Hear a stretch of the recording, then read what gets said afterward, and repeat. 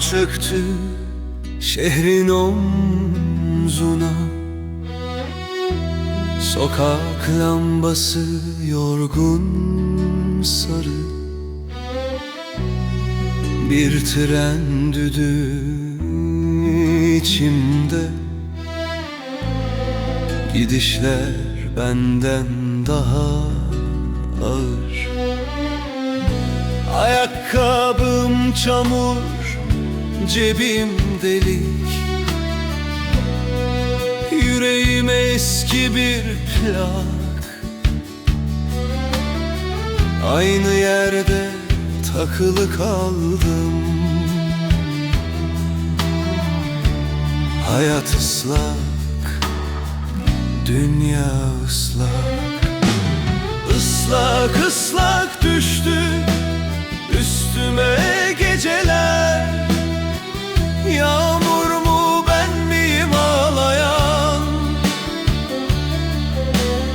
Islak ıslak geçti üstümden yıllar, adımı rüzgara bağlayan.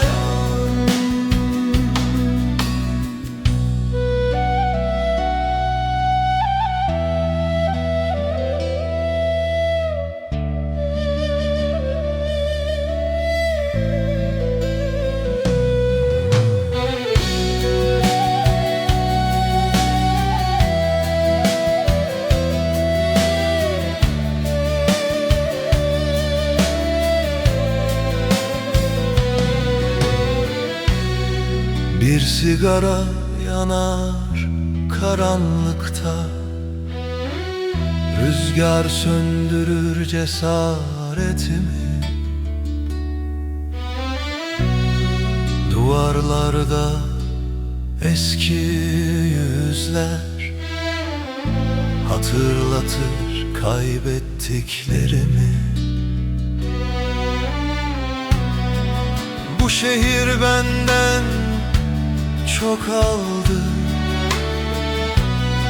bir şey sormadan, bakmadan.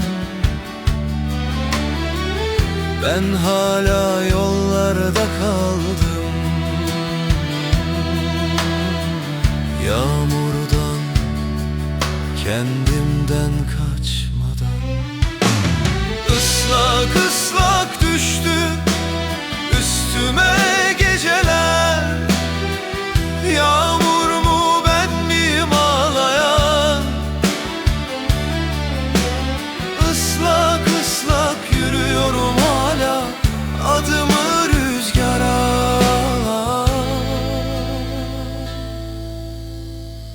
bağlayan.